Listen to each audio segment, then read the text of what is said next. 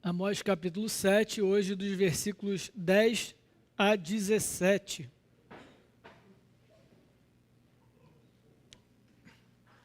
Amós 7, versículo 10. Assim diz a palavra do Senhor. Então Amazias, o sacerdote de Betel, mandou dizer a Jeroboão, rei de Israel: Amós tem conspirado contra ti, no meio da casa de Israel. A terra não pode sofrer todas as suas palavras. Porque assim diz Amós: Jeroboão morrerá à espada, e Israel certamente será levado para fora de sua terra em cativeiro. Então Amazias disse a Amós: Vai-te, ó vidente, foge para a terra de Judá, e ali coma teu pão, e ali profetiza. Mas em Betel, daqui em diante, já não profetizarás, porque é o santuário do rei e templo do reino. Respondeu Amós a Amazias: Eu não sou profeta, nem discípulo de profeta, mas boieiro e colhedor de sicômeros. Mas o Senhor me tirou de após o gado, e o Senhor me disse: Vai e profetiza ao meu povo de Israel. Ora, pois ouve a palavra do Senhor.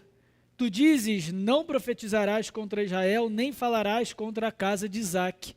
Portanto, assim diz o Senhor: Tua mulher se prostituirá na cidade, e teus filhos e tuas filhas cairão à espada, e a tua terra será repartida a cordel, e tu morrerás na terra imunda, e Israel certamente será levado cativo para fora da sua terra. Até aqui a palavra do Senhor. Feche seus olhos, vamos falar com Deus mais uma vez. Senhor, diante da tua palavra, pedimos a instrução do teu Espírito Santo, esse mesmo que inspirou Amós em suas palavras, em sua profecia, e hoje habita em nosso coração. Fala-nos segundo o teu querer, transforma o nosso coração de acordo com a tua palavra, de modo que a ouçamos com o coração e amemos ainda mais o Senhor, em nome de Cristo Jesus. Amém. Irmãos, no último domingo, vimos a primeira parte desse capítulo 7, cujo conteúdo são as 3 visões de Amós. E vimos que as 3 visões de Amós ensinam alguns aspectos sobre a justiça de Deus. As 2 primeiras visões, a visão dos gafanhotos e a visão do fogo, mostram tanto o poder de Deus em executar juízo, quanto a misericórdia de Deus. Diante daquela visão que certamente, caso acontecesse, iria aniquilar por completo o povo de Deus, Amós intercede pelo povo. Deus então age com misericórdia, atende a palavra de Amós. Há então a terceira visão, a visão de um muro aprumado, de um muro retinho, em contraste com a nação de Israel, o reino do norte, que não estava mais moralmente reto, como aquele muro lançado, colocado pelo Senhor. Então nós vimos que por mais misericordioso que Deus seja, Ele não pode abrir mão da sua justiça. Ele vai executar seu juízo, sim. Algo precisaria ser feito. O exílio e a destruição daqueles santuários, que agora estavam corrompidos, que agora estavam maculados. Então, chegaria juízo, sim, ao povo de Deus, ao reino do norte. Não de forma geral, não de forma que não houvesse mais esperança, haveria sim ainda aqueles separados pelo Senhor, mas certamente haveria juízo. Mais uma vez, as palavras de Amós não causam o efeito esperado em Israel. É verdade que, quando a palavra de Deus é pregada, um de dois resultados acontecem: ou o arrependimento de pecados, ou a dureza do coração. Na realidade, o ofício, o exercício da pregação é um tanto difícil, porque nós não sabemos as intenções do Espírito Santo com a palavra. Há certamente aqueles que, ouvindo a palavra de Deus exposta, enxergarão em si os próprios pecados e a necessidade da cruz. E então irão correndo para a cruz, pedindo perdão, se entregando para Cristo. Outros se escandalizarão com a cruz, acharão loucura e se fecharão ainda mais e alimentarão ainda mais a dureza do seu coração. Há um contraste nítido entre essas duas realidades, aqui no capítulo 7, no que acabamos de ler. De um lado, um sacerdote de Israel, confrontado pelas palavras do profeta, cujo objetivo era levar a nação ao arrependimento. Mas a sua reação é mais dureza. A sua reação está na defensiva. Do outro lado, um profeta de Deus, um homem fiel ao seu chamado, custe o que custar, independente das reações. A verdade é que nós vemos aqui claramente a reação dos eleitos de Deus e daqueles que não são separados por Deus diante da palavra. Uns se entregam em humildade e arrependimento, como Amós. Outros se entregam à dureza do seu próprio coração. Essa não é uma visão popular, eu sei. Muitos meios evangélicos questionam e se escandalizam quando nós falamos de eleição. Mas a verdade é que não é uma ideia inventada pelos reformadores, muito menos pela igreja presbiteriana. Ela é muito presente nos ensinos de Cristo. E eu fiz uma rápida pesquisa e das 37 parábolas que Jesus conta para os seus discípulos, 20 delas, um pouquinho mais da metade, distinguem dois tipos de pessoas. Aquelas que são separadas por Deus para a vida eterna e aquelas que são separadas por Deus para a condenação eterna. Aquelas que não são alvo da graça e da misericórdia de Deus. Parábolas como a do joio e do trigo, parábolas como a da rede que contém peixes bons e maus, a dos dois filhos, muito conhecida como a parábola do filho pródigo, as bodas do rei, aqueles que foram convidados para as bodas e recusaram o convite, e aqueles que posteriormente convidados assim foram e festejaram com o rei. É tema importante para Jesus, porque sempre houve na história, até mesmo no meio do povo de Deus, aqueles que se dizem povo de Deus, mas não são. É tema do nosso...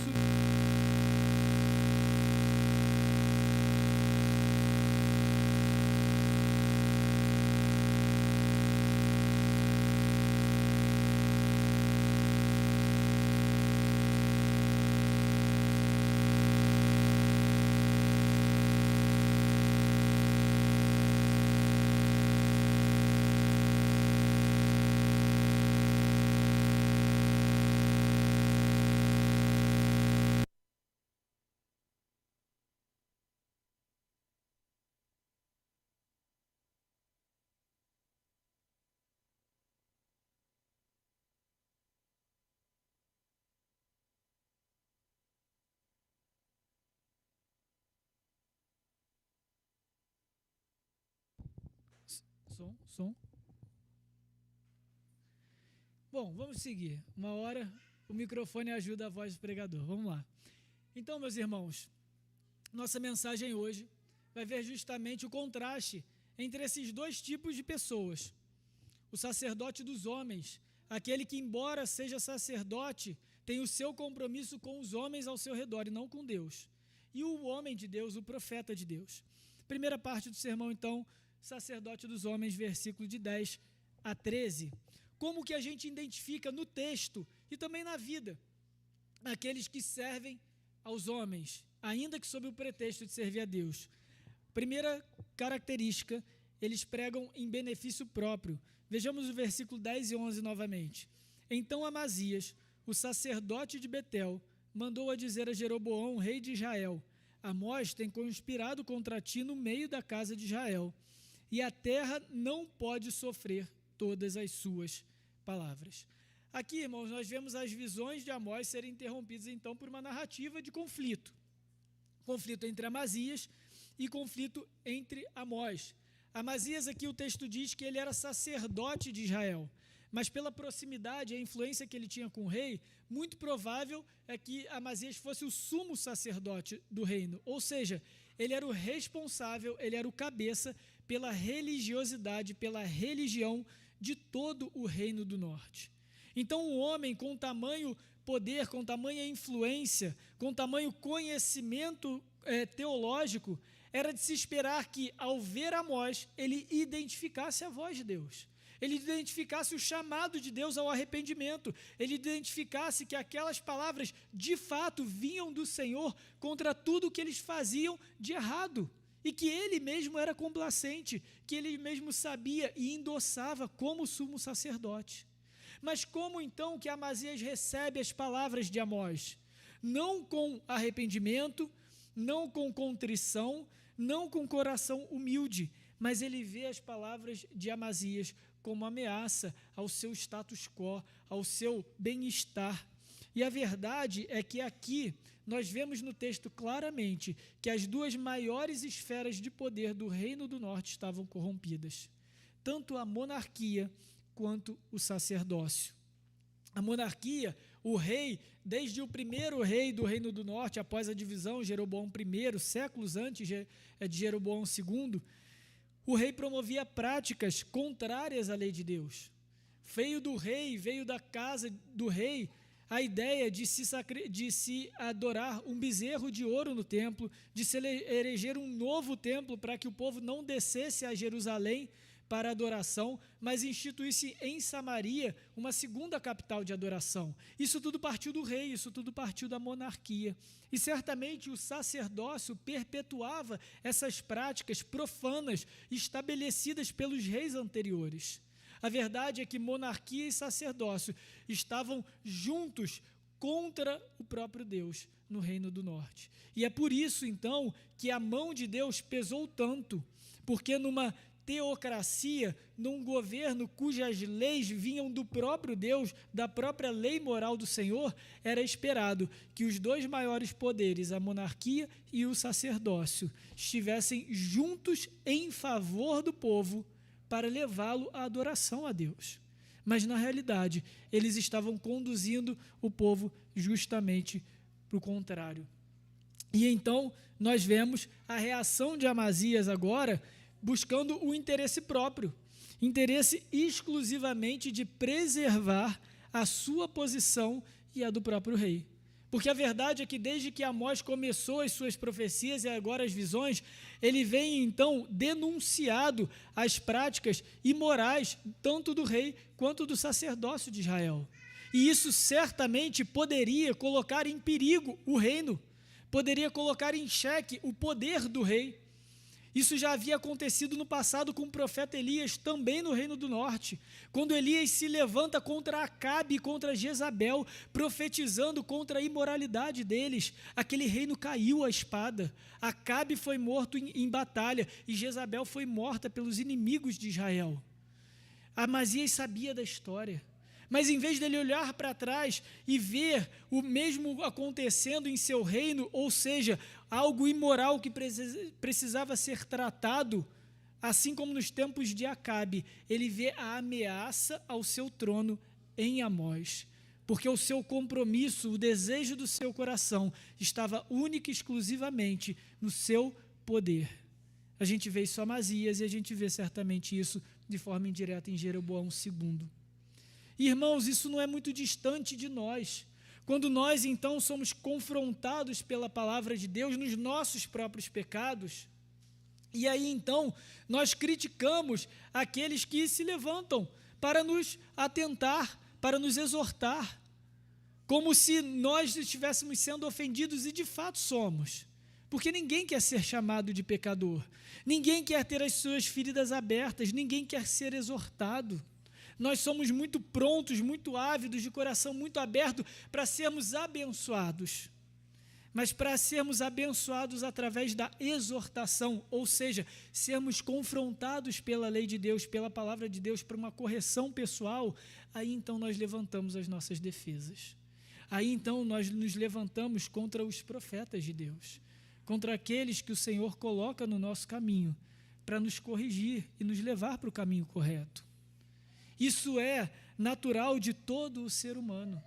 E não fosse o Espírito Santo nos convencendo do próprio pecado, certamente seguiríamos o caminho de Amazias.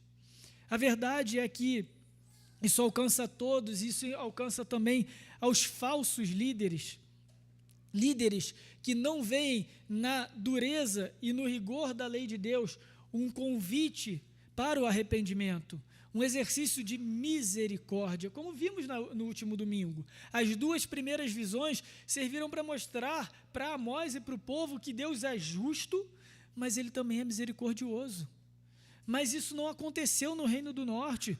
Quando vimos o capítulo 4, vimos um refrão que dizia: contudo, não vos convertestes a mim. Ou seja, através de Amós, Deus enumerou inúmeras pragas, inúmeras mazelas, inúmeros pequenos juízos que ele tinha levado ao Reino do Norte no passado, como um meio para que eles se arrependessem.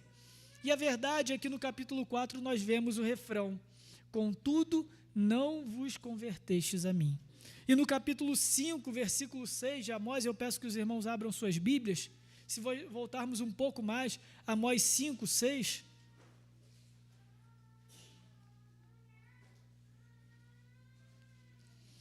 Nós vemos sim, embora a palavra de Amós, o livro de Amós seja difícil, seja duro nas suas profecias, no seu juízo contra o povo, olha o que nós encontramos no meio do livro. Amós 5, versículo 6. Buscai ao Senhor e vivei, para que não irrompa na casa de José, como fogo que a consuma, e não haja em Betel quem o apague. Então vejam, o tempo todo, ainda que dura e ainda que pesada a profecia de Amós, Deus envia mais um profeta, Deus envia mais um homem do Senhor, para levar esse povo ao arrependimento. Era então a ocasião de Amazias, Jeroboão II e todo o povo de Deus ouvir o profeta e se arrepender. Mas aquilo ameaçaria o seu bem-estar. Aquilo ameaçaria a maneira como eles estabeleceram para si o seu governo, o seu poder e até o seu ministério. E a gente vê muitos homens que pregam a palavra, pessoas que pregam a palavra hoje, com os mesmos problemas de Amazias. Pessoas que, ainda que tenham um púlpito, ainda que tenham o privilégio de pregar ao povo de Deus, só pregam aquilo que lhe convém, só pregam aquilo que mantém-os no poder religioso que conquistaram para si, aquilo apenas que agrada o contribuinte. E certa vez eu ouvi de um pastor que ele não pregava a eleição, embora fosse de uma igreja reformada. Mas ele não pregava a eleição porque o maior dizimista da igreja acreditava no livre-arbítrio. Então vejam, irmãos, a que ponto chegou o compromisso desse homem em não ameaçar o rendimento da igreja. E a preocupação não era legítima, ainda que viesse com um tom de a igreja vai passar por dificuldades financeiras. O Senhor é quem sustenta a igreja. O Senhor é quem levanta corações deliberados e generosos para sustentar a sua obra. Sempre foi assim na história. Não é um pregador manipulando a palavra em favor de mover corações e carteiras para bem-estar. Ainda existem Amazias no nosso meio e devemos tomar cuidado. Os sacerdotes dos homens fazem de tudo para proteger o próprio ministério, para preservar o próprio bem-estar. Mas o profeta de Deus é aquele que prega a palavra como ela vem, a palavra como ela é, sem medidas, exatamente como ela é, aprumada e reta, como vimos na terceira visão de Amós. Então, o sacerdote dos homens, aquele que só serve a homens, ele mantém, ele preserva o seu bem-estar pessoal, mas ele também afasta os verdadeiros profetas. Versículos 12 e 13. Então Amazias disse a Amós: vai-te, ó vidente, foge para a terra de Judá e ali come o teu pão e ali profetiza. Mas em Betel, daqui por diante, já não profetizarás, porque é o santuário do rei e o templo do reino. Falsos profetas, irmãos, causam divisão no povo de Deus e criam elementos de adoração para se manter no poder. Foi exatamente isso que aconteceu aqui no Reino do Norte. Todo aquele sistema religioso, todos aqueles elementos de culto que não eram legítimos segundo a lei de Deus, reforçavam o sacerdócio de Amazias e reforçavam o reinado de Jeroboão II. Então, quando chega a Amós condenando tudo aquilo, a todo aquele sistema religioso levantado, estruturado, arquitetado para manipular o povo e mantê-los no poder, passou a ser ameaçado. Então, agora o que acontece? Agora, então, Amazias se vê na obrigação de expulsar a ameaça. Ele não está preocupado se aquilo que Amós está falando de fato vem de Deus ou não. Ele só quer, o mais rápido possível, que o profeta saia da terra de Israel e volte para a sua terra.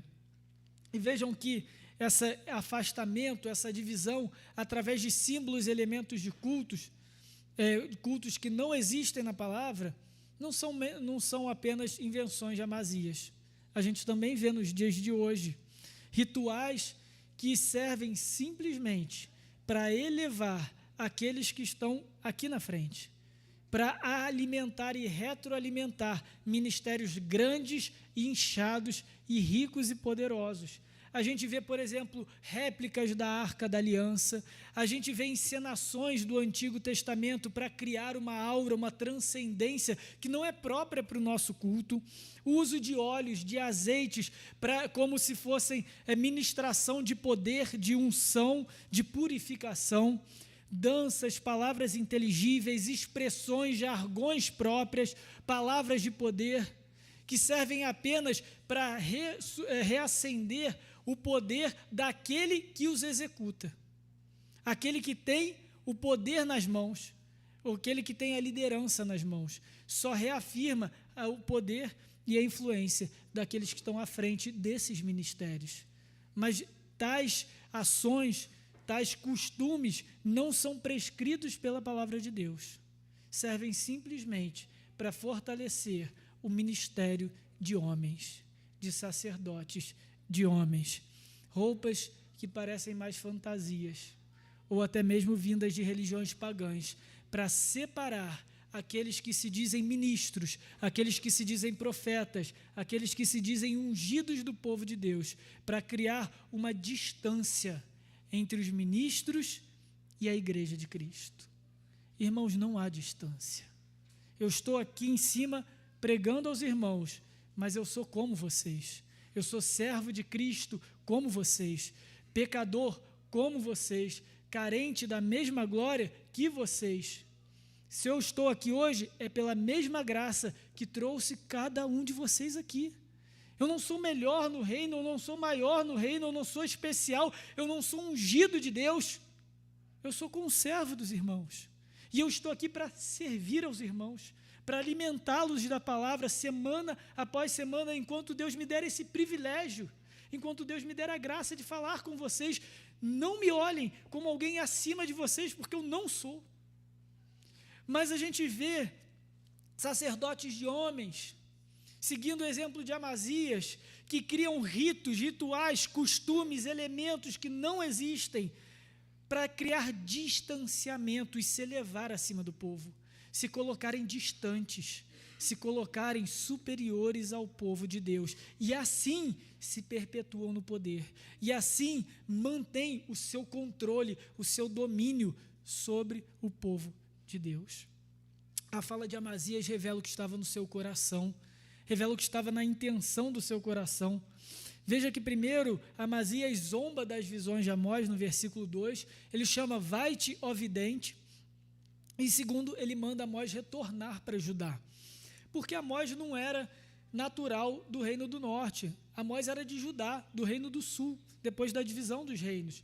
Amós era do sul, e então ele manda Amós voltar para sua terra, como quem diz, olha só, vai embora daqui porque você não tem autoridade aqui, você não é ninguém aqui, ainda que Amós falasse em nome de Deus.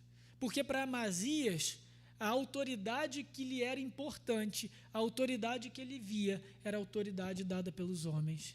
Era a autoridade que ele tinha por causa do rei Jeroboão II. Ele não estava nem aí para a autoridade que Amós recebeu do próprio Deus. Ele só estava preocupado com títulos, ele só estava preocupado com a sua soberba e com o seu bem-estar e com o seu local no poder. E a maneira como ele trata Amós revela isso. Mas ele também diz o seguinte, em terceiro lugar, ele diz que para não profetizar mais em Betel, porque ali era o santuário do rei e o templo do reino. Ou seja, só deveria ser pregado em Betel aquilo que favorecesse o rei e aquilo que favorecesse, fortalecesse o reino. Mas aqui vemos que Amós nos ensina que o verdadeiro homem de Deus não está preocupado com isso. Ele não quer perpetuar poderes de homens, ele quer perpetuar a palavra de Deus. O ministério sacerdotal de Amazias era a fonte do seu sustento. E a gente vê isso claramente na maneira como ele fala com Amós no versículo 12. Olha o que ele diz: foge para a terra de Judá, e ali come o teu pão, e ali profetiza. O que quer dizer isso? Ali come o teu pão e profetiza, ou seja, vai se sustentar com a tua profecia lá em Judá. Aqui não. Vejam como Amazias associa o ministério profético ao sustento. Ele só via o ministério como fonte de sustento. Era assim que Amazias via. Então ele imaginava que o coração de Amós era o mesmo. Olha só, você não vai tirar o seu sustento aqui não. Você não vai se dar bem aqui não, falando mal do rei e falando mal de mim não. Você vai arrumar o seu sustento em outro lugar, não aqui. Porque sacerdotes que servem a homens, sacerdote dos homens, veem os seus ministérios como fonte de sustento, seja financeiro, seja de influência, seja de poder, mas só veem aquilo que o ministério pode lhes dar de benefício. Não veem como um privilégio e uma responsabilidade, um chamado dado por Deus. E esse é o grande contraste que a gente vê entre Amazias e a gente vê entre Amós. Os falsos profetas são movidos pelo ganho que eles recebem do ministério. Os verdadeiros profetas são movidos única e exclusivamente pelo desejo de cumprir a vontade de Deus, de ser fiel à palavra que receberam. E assim a gente chega na segunda parte do nosso sermão. Se vimos primeiro o sacerdote dos homens, agora a gente vê quem é e como é o profeta de Deus. Versículos 14 e 15. As respostas de Amós às ameaças de Amazias nos ensinam como é o caráter daquele que é servo de Deus, do verdadeiro servo de Deus. Então, o primeiro ponto é que o seu compromisso é com o seu chamado. O compromisso de Amós não era com reis, o compromisso de Amós não era com o sistema religioso estabelecido, o compromisso de Amós era única e exclusivamente com o seu chamado e com o Deus que lhe chamou. Versículos 14 e 15. Respondeu Amós e disse a Amazias: eu não sou profeta, nem discípulo de profeta, mas boieiro e colhedor de sicômoros. Mas o Senhor me tirou de após o gado, e o Senhor me disse: vai e profetiza ao meu povo de Israel. Então, se de um lado nós vemos Amazias defendendo e protegendo o seu bem-estar através do exercício do seu poder, da sua influência, dos seus títulos, do outro nós temos Amós, que não está nem um pouco preocupado com títulos, nem um pouco preocupado com o renome. Ele poderia se orgulhar. Ele que era boieiro, boiadeiro, cuidava do gado, e aí então ouviu diretamente do Senhor e teve visões, ele poderia se encher de orgulho, ele poderia ser arrogante a ponto de dizer o seguinte: eu não sou como Amazias, eu sou um verdadeiro profeta, eu sou ungido do Senhor. Mas o que ele fala? Eu não sou nem profeta, Amazias. E eu não sou discípulo de profeta, eu não sou filho de profeta. Em outras palavras, Amós aqui está mostrando a sua origem humilde, para mostrar para Amazias que ele não está nem um pouco preocupado com títulos. Quando ele diz que ele não é profeta, como assim ele não é profeta? Ele acabou de profetizar, e ele continua profetizando. Ele é profeta ou não é? Aqui ele está se referindo ao ofício profético. Havia no Reino do Norte uma escola de profetas, muito provavelmente fundada por Elias e perpetuada depois por Eliseu. E ali, aqueles homens de Deus eram ensinados na Escritura, naquilo que havia na época, na lei de Deus, e então eles a interpretavam e ensinavam para o povo e pregavam a partir da lei de Deus. Esses eram os profetas da época. E então havia sim uma escola formal. E o que Amós está dizendo: olha só, você está aí preocupado com títulos e com reinos e com rei, mas eu sou um boiadeiro, não era nem para eu estar aqui. que isso me importa se eu sou profeta ou não? O que me importa se eu tenho um título ou não?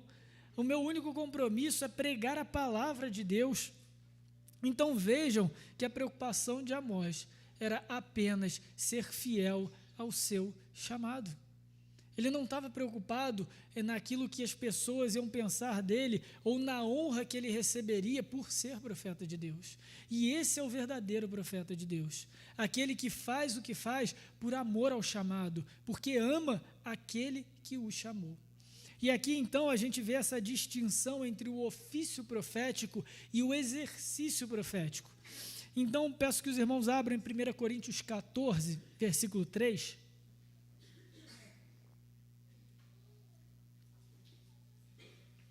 1 Coríntios 14, versículo 3, em que Paulo fala justamente sobre o dom da profecia. E aqui nos fica muito claro o que é o dom da profecia. 1 Coríntios, capítulo 14, versículo 3. Mas o que profetiza fala aos homens, edificando, exortando e consolando. Então, Paulo, ensinando para aquela igreja de Corinto, que estava fazendo mau uso do dom para benefício próprio, para pessoas com dons como o da profecia se orgulhassem e se vissem como superiores a outras. Paulo então fala do dom de profecia, e ele então descreve o que é esse dom para a igreja de Corinto. Então o dom da profecia é falar aos homens, edificando, exortando e consolando. Sempre foi assim, meus irmãos. Profetas de Deus sempre fizeram isso. Houve o tempo em que o conteúdo da mensagem, o conteúdo da palavra de Deus foi revelado de forma extraordinária, como, por exemplo, a Amós, através de visões, a Daniel, a Isaías, a Zacarias, a Ezequiel e a tantos outros.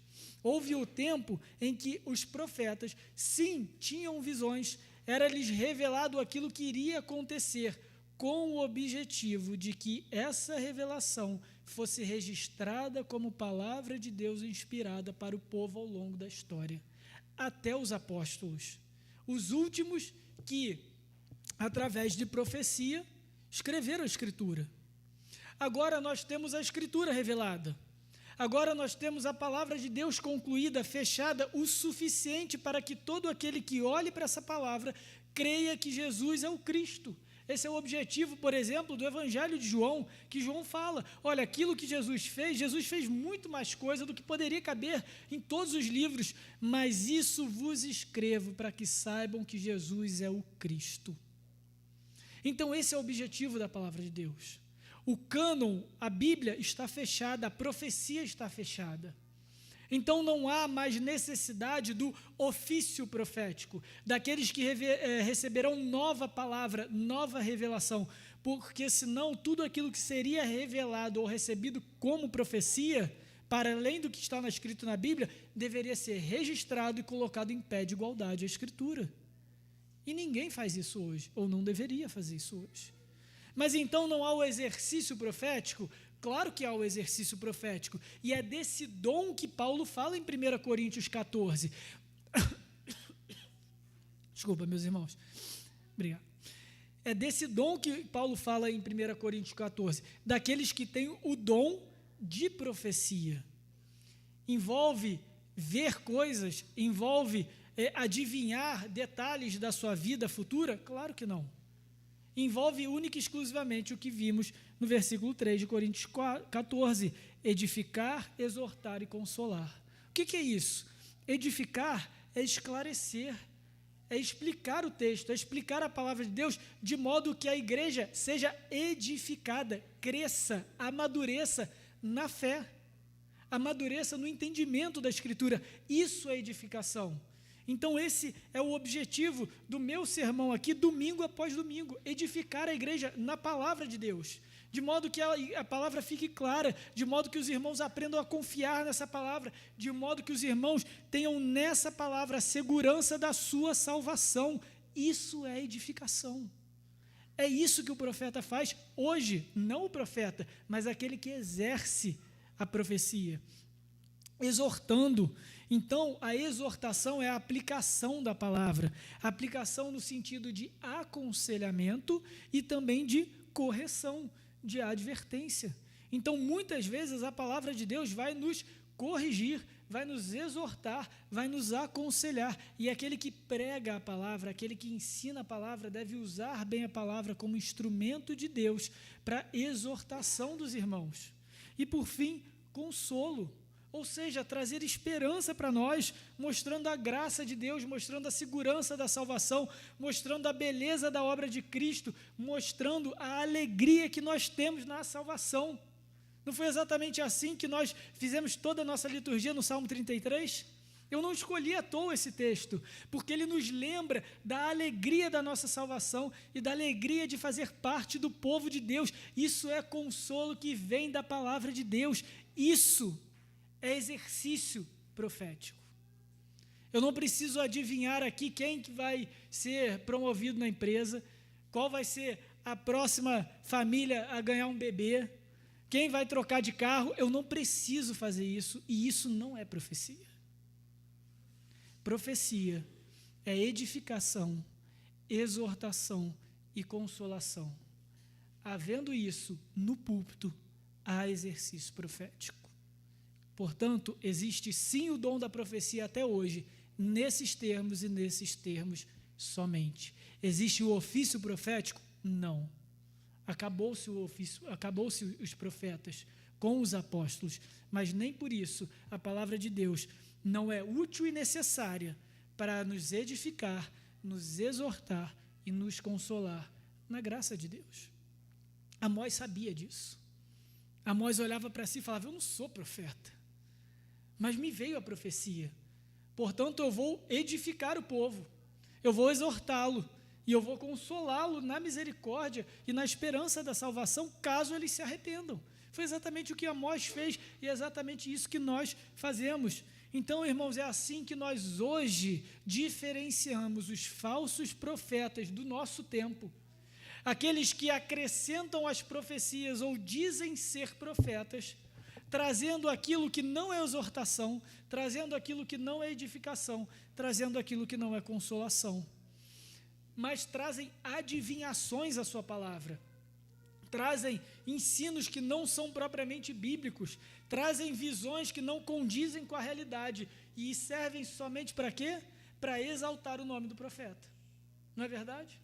Se eu agora começar a adivinhar tudo que vai acontecer na vida de cada um aqui, amanhã a gente vai ter que trocar de local, porque isso aqui vai estar cheio. Todo Ouro Branco vai querer vir aqui me ouvir, adivinhar a vida de vocês. Então percebam que esse ministério dito profético, sustentado por adivinhações, só exalta o profeta, não exalta a palavra de Deus. Mas eu vou continuar edificando, exortando e consolando os irmãos na palavra de Cristo até que Ele venha. E é isso que nós devemos buscar. Esses são os verdadeiros profetas, aqueles que nos edificam como povo de Deus, aqueles que nos exortam na instrução da palavra de Deus e aqueles que nos consolam na esperança da vida eterna com Cristo. Esse é o verdadeiro profeta. Esse é quem vai alimentar nossa alma, esse é quem vai nos levar aos pastos verdejantes, às águas tranquilas, onde nós confiaremos a nossa alma ao Senhor. Nós não precisamos de adivinhações, irmãos, nós precisamos do Evangelho nos exortando, nos edificando e nos consolando. É isso que a gente precisa, é só isso que a gente precisa. Não se deixe enganar com essas adivinhações e com essas invenções humanas que a gente vê por aí. O compromisso do profeta, então, é com o seu chamado e com aquele que o chamou, e também com a palavra de Deus, versículo 16 e 17. Ora, pois ouve a palavra de Deus, do Senhor, tu dizes, não profetizarás contra Israel, nem falarás contra a casa de Isaque? Portanto, assim diz o Senhor, tua mulher se prostituirá na cidade, teus filhos e tuas filhas cairão à espada, e a tua terra será repartida a cordel, e tu morrerás na terra imunda, e Israel certamente será levado cativo para fora da sua terra. aqui um ponto importante: ainda que essa profecia de Amós seja voltada, direcionada para Amazias, ela não é um ataque pessoal. Amós só está repetindo aquilo que ele já vem falando no livro todo. E ele reforça que isso também acontecerá com Amazias, porque afinal de contas ele é um falso profeta, ele é sacerdote de homens, ele só está procurando o bem-estar pessoal, ele não está procurando a vontade de Deus. Mas vejam que Amós não se deixa levar pelas provocações de Amazias, ele repete a profecia que ele recebeu. Amós é um homem firme à palavra que ele recebeu, e assim nós devemos ser com a palavra de Deus. Devemos ser como Amós, firmes na palavra de Deus, ainda que ela nos fira, ainda que muitas vezes ela revele o pior do nosso coração. Mas, irmãos, o Evangelho fere antes de curar, ele mata o velho homem antes de vivificar o novo. Esse é o Evangelho que nós seguimos. Amazias não suportava ouvir o juízo de Deus. E muitas vezes nós não suportamos ver o juízo de Deus, ouvir o juízo de Deus. E quantas igrejas estão apresentando um evangelho suave, um evangelho que não fala de inferno, um evangelho que não fala de condenação, um evangelho que não fala de arrependimento de pecados. Quantas ditas igrejas estão se alinhando com ideologias do nosso tempo presente, igrejas pró-LGBT, igrejas pró-feminismo, apenas para não serem perseguidas. Mas o homem de Deus, o profeta de Deus, ele prega a palavra. Ele prega a palavra. E a palavra vai ferir. E ela deve ferir, porque é algo em nós que precisa morrer, que é o pecado. E é a palavra, através do Espírito Santo, que vai realizar isso em nosso coração. A palavra de Deus. Então não confiem naqueles que lhes oferecem um evangelho fácil de digerir, um evangelho suave aos ouvidos. É certo que aqui a gente não deve também buscar aquele evangelho do terror. Aqui, então, a pregação boa é aquela pregação que bate, a pregação que eu saio pior dos pecadores, eu saio mal daqui. Não é isso.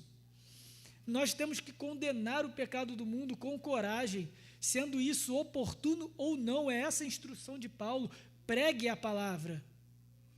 Agora, certo que nós apontaremos para a esperança de Cristo, mas a nossa alegria em nosso Senhor Jesus, ela só será sólida, ela só será segura, ela só será concreta quando nós percebermos, realizarmos do que Cristo nos salvou. Caso contrário, é o que nós chamamos de graça barata. É uma graça que veio sem custo, é uma graça que veio de forma fácil. Nós precisamos saber do que Cristo nos livrou. Esse era o objetivo das duas visões de Amós, as duas primeiras visões, mostrar do que Deus livraria o seu povo. Então, quando nós olhamos para a cruz, nós devemos primeiro olhar para o nosso pecado, para então a mensagem do Evangelho nos ferir e dizer: eu deveria estar pregado ali, eu deveria estar morto ali, mas Cristo subiu naquela cruz para que eu não sofresse isso. E isso deve nos levar, aí sim, em alegria, em adoração. Isso deve nos trazer paz, porque agora, por causa do sangue de Cristo, nós temos paz com Deus. Essa é a verdadeira pregação, esse é o verdadeiro profeta, aquele que prega a palavra. Não é aquele que mede as palavras em favor dos reis, em favor do tempo presente, em favor da agenda dos nossos dias, da nossa cultura, mas é aquele que prega a palavra. Se alimentem da palavra. A nossa vida eterna está na palavra de Deus. Às vezes ela vai nos ferir, e que ela nos fira, porque isso é a graça de Deus trabalhando em nosso coração, nos convertendo do nosso pecado, santificando a nossa alma para a glória de Deus, a imagem de Cristo. Porque não há nenhuma dor que a palavra, que o Evangelho venha nos trazer, que se compare à dor de viver a eternidade sem o nosso Deus. A maior dor já foi sofrida na cruz, E o próprio Cristo mesmo gritou: Deus meu, por que me desamparaste? Então não fujam do Evangelho, não fujam da palavra de Deus quando ela se levantar contra os seus pecados. Louvem a Deus, porque isso é tratamento de um Pai que nos ama, que nos corrige e que nos santifica para a sua glória. Quando olhamos para Amós e Amazias, vemos de um lado então um sacerdote de homens, alguém que busca o benefício próprio, e vemos do outro lado o profeta de Deus, aquele cujo único compromisso é servir a Deus e pregar fielmente a sua palavra. Mas em Amós, irmãos, vemos um homem como nós também, alguém trabalhador, sujeito aos mesmos sofrimentos, imperfeito, pecador. E Amós, na realidade, aponta para aquele que é profeta por excelência, para aquele que, de fato, é tanto a profecia sendo cumprida quanto o profeta perfeito de Deus, que é Cristo Jesus. Senhor Jesus encarnou na própria criação para nos chamar ao arrependimento, para sim nos ferir com a sua palavra, mas de modo que feridos o busquemos em adoração, em arrependimento. Em nossos dias haverá muitos Amazias contra nós, mas não se esqueçam que o perfeito profeta de Deus, Cristo Jesus, morreu para que a palavra avance, para que a palavra se mantenha firme, chegue até nós, nos edificando, nos exortando e nos consolando, até o dia que Ele mesmo retornará para nos receber no seu reino eterno. Amém? Vamos fechar os olhos e falar com o nosso Deus. Eu já convido os presbíteros também a se reunirem aqui para a distribuição da ceia. Falemos com o Senhor. Senhor nosso Deus e amado Pai, te louvamos e te rendemos graças pela Tua palavra, Pai. Pela Tua palavra que nos constrange, pela Tua palavra que nos alimenta, edifica a nossa fé, nos instrui, nos aconselha, nos adverte, Senhor, pela palavra que nos consola. Louvado seja o Teu nome, porque ao longo da história o Senhor levantou homens fiéis para pregar a Tua palavra.